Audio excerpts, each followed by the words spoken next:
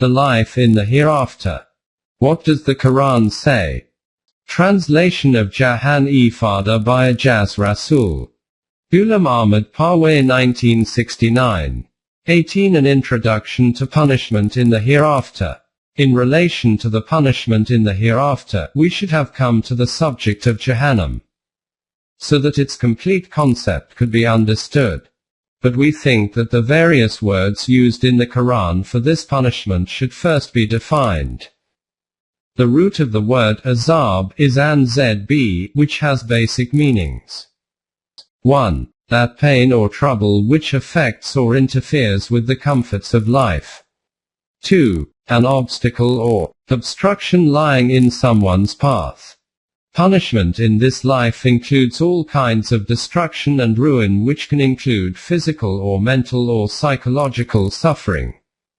But what the punishment in the hereafter will be, we cannot understand that at our existing level of consciousness, because at present we cannot visualize what type or form or state of life it will be.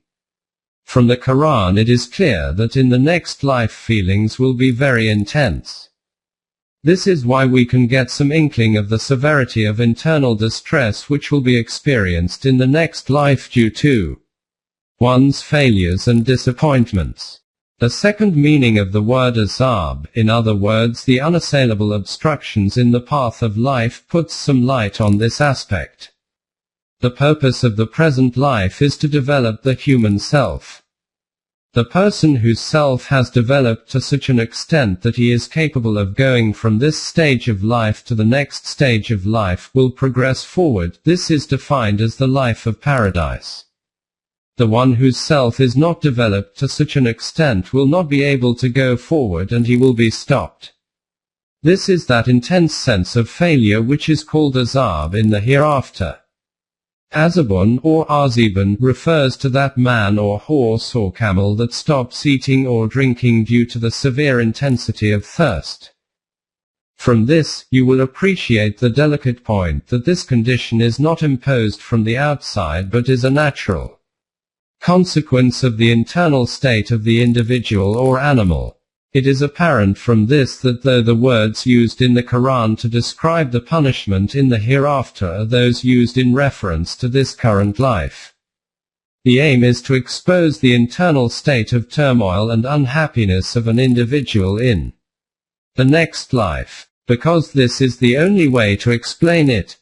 As already stated, this state will be the consequence of the stoppage of further progress of the human self. This punishment of the hereafter is called Azab al-Jahim. 18.1 Azab al-Jahim, stoppage of further development. Jahim is another name of Jahannam or hell. Arjahama ano means he stopped from something. The stoppage which is in the path of life's evolutionary progress is called Azab al-Jahim.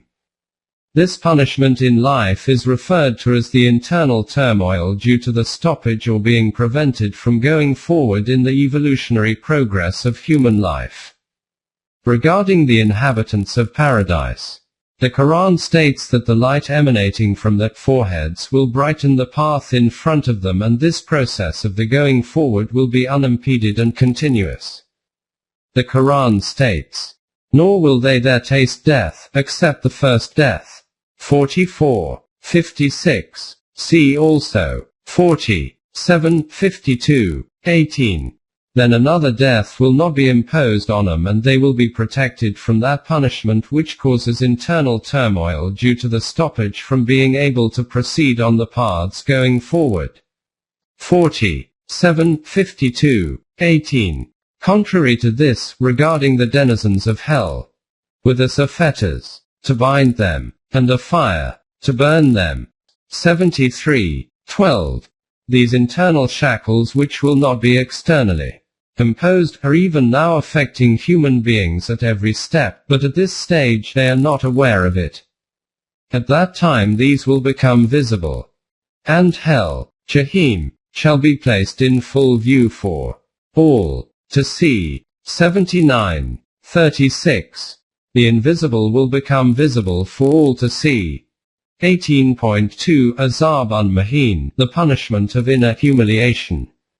In contrast to those who will move forward, for the ones who remain behind, the sense of inferiority they will feel is known as azab al-mahin, i.e., utterly humiliating punishment. And they shall have a humiliating punishment. 4:14. See also 6:93. The reason for this has been explained. You received your good things in the life of the world, and you took your pleasure out of them. But today shall you be recompensed with a penalty of humiliation, for that you were arrogant on earth without just cause, and that you ever transgressed. 46:20.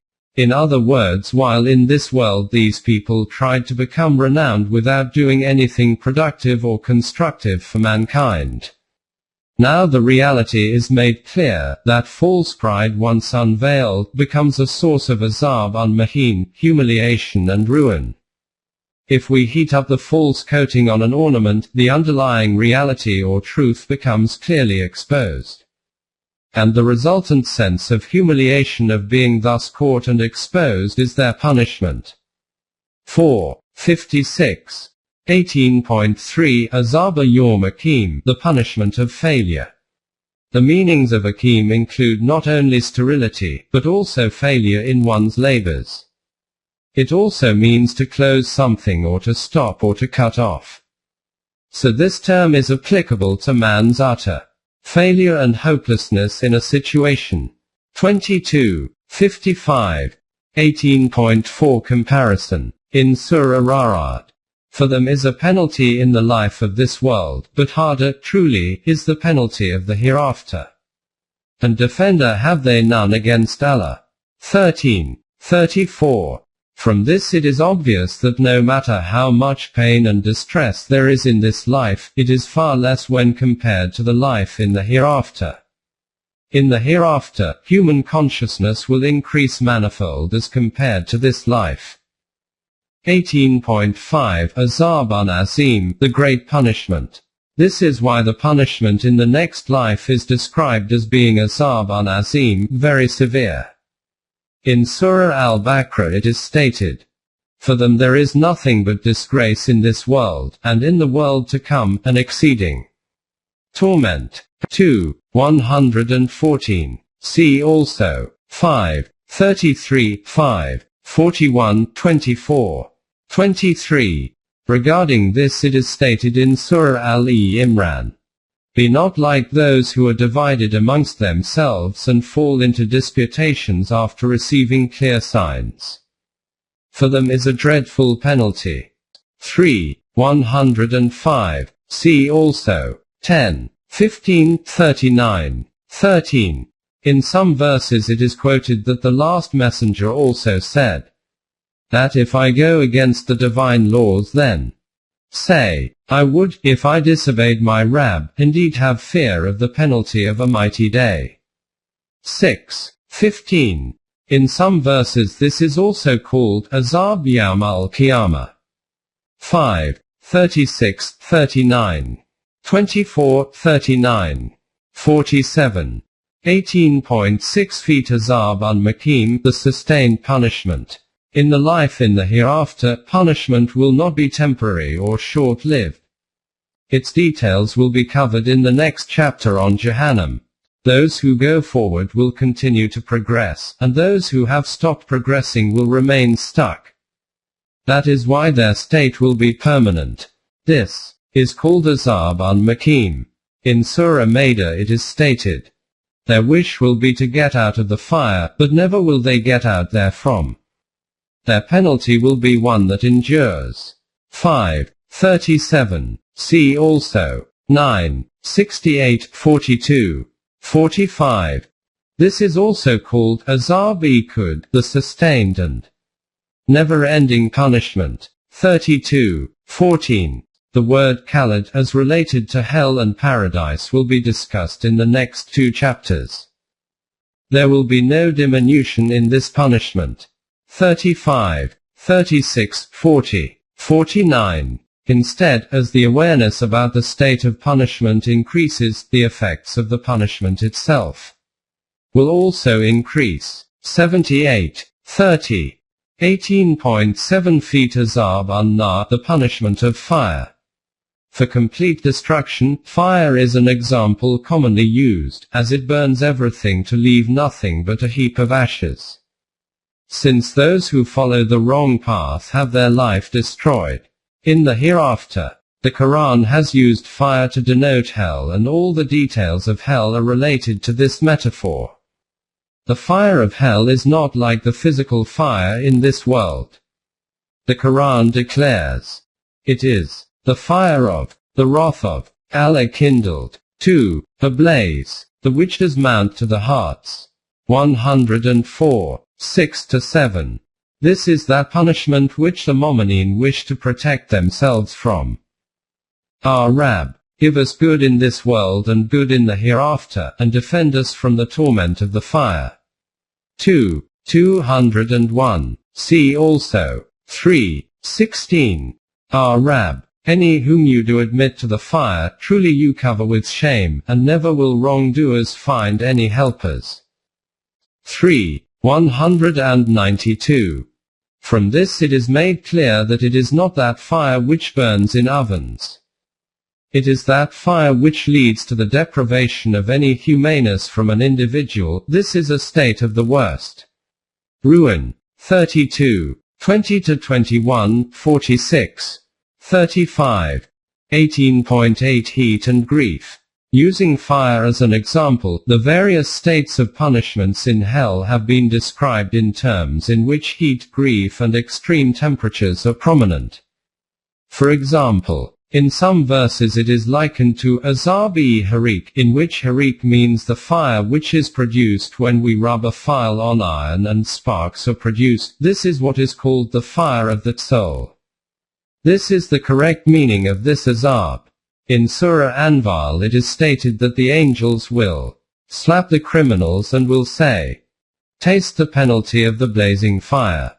Tariq 8:50. In another verse, "For him there is disgrace in this life, and on the day of judgment we shall make him taste the penalty of burning fire." Tariq, opening parenthesis, 22:9.